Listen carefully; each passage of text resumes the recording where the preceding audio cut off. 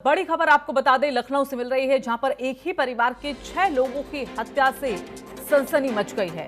तो आपको बता दें कि मां, बाप, भाई, भाभी और उनके 2 बच्चों की हत्या की गई है और इस वारदात को पिता और पुत्र ने ही अंजाम दिया है।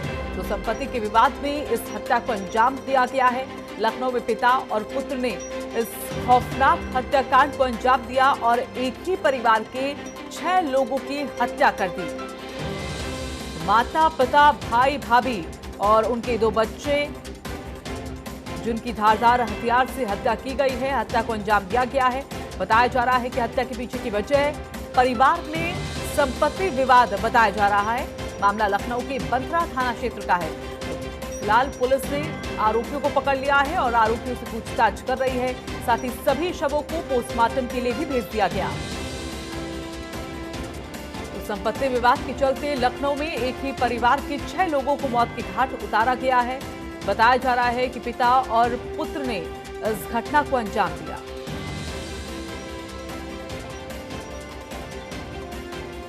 कुल 6 डेड बॉडी मिली हैं, जिसमें अमर सिंह की डेड बॉडी उन्नाव जनपद जो सटा हुआ इनका खेत पड़ता है, तो वहाँ पे मिला है अमर सिंह की। उसके बाद से जब उन्हीं के अपने खेत में उनकी पत्नी की और 2 बच्चों की डेड बॉडी वहाँ मिली है। एक डेड बॉडी घर पे मिली है और साथ एक थोड़ी दूर पे एक डेड बॉडी और मिली है। कुल 6 लोगों का इसमें मर्डर किया है इसने, अजय सिंह और उसके बेटे अविनाश सिंह ने मिलकर। ऐसा प्रथम दृष्टया सूचना मिल रही है कि दोनों लोग साथ में थे।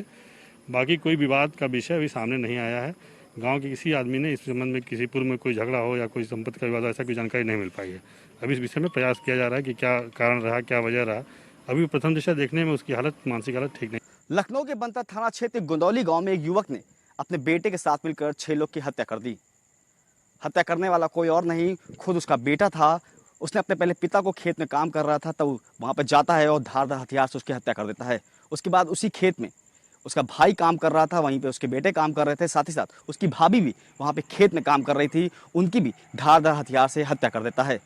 उसके बाद इस घर पे आता है अजय और अपनी माँ को काम करते हुए देखता है, कुछ बोलता नहीं है, वो आता है, उनकी भी हत्या करके चला जाता है। फिलहाल अजय सिंह खुद थाने पहुंचता है और थाने पर पूरी घटना को बताता है कि कैसे उसने इस पूरी हत्याकांड को अंजाम दिया है। पुलिस जांच में जुटी है। पुलिस का पहले जो कहना है कि वो जो युवक है जिसने हत्या की है वो मानसिक विक्षिप्त है। फिलहाल पूरे मामले की क्या सच्चाई है वो आगे जांच होने पर ही पता चलेगा।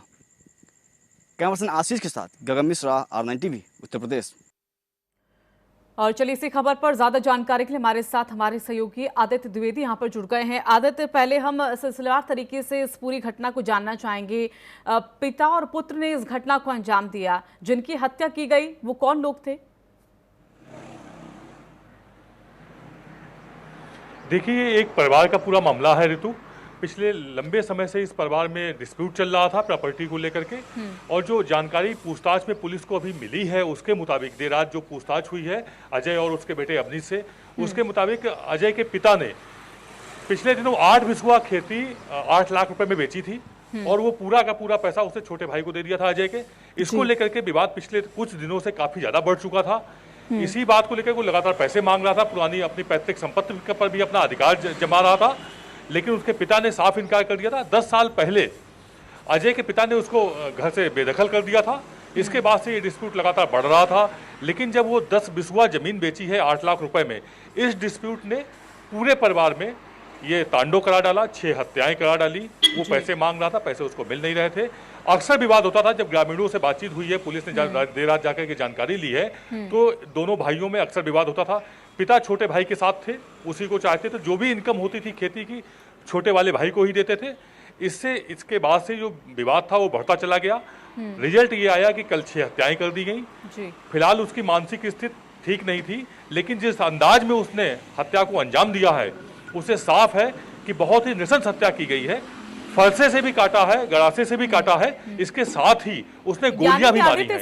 उसने समझा जाए कि जो संपत्ति को लेकर विवाद चल रहा था वो काफी वक्त पहले से था, और जाहिर सी बात है कि शायद कुछ वक्त पहले इस पर शिकायत भी दर्ज की गई हो। शायद उस वक्त यहाँ पर ध्यान दिया जाना चाहिए था।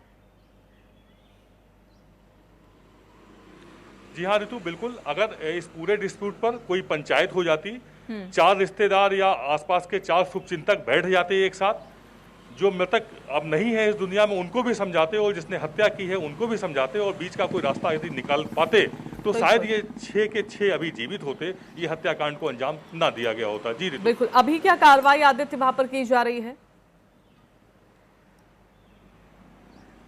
देखिए रितु, जो देर रात पूछताछ हुई है उसके मुताबिक पुलिस अपनी कार्रवाई को अंजाम दे रही है। जो बयान उसने दर्ज कराए हैं, आज अब सुबह जैसे ही पुलिस सक्रिय होगी तो उन पर भी, उन सारे बिंदुओं पर भी जांच की जाएगी कि विवाद की वजह क्या थी, क्या वाकई में इसका मानसिक संतुलन बिगड़ा हुआ है। यदि इसका मानसिक संतुलन बिगड़ा हुआ था तो इसने कहीं से एक तमंचा खरीदा हुआ है, उससे फायरिंग भी की है, बाकायदा धारदार हथियार लिए हैं, सबसे पहले पिता को मारा क्योंकि सबसे ज्यादा नाराजगी उसकी अपने पिता से थी।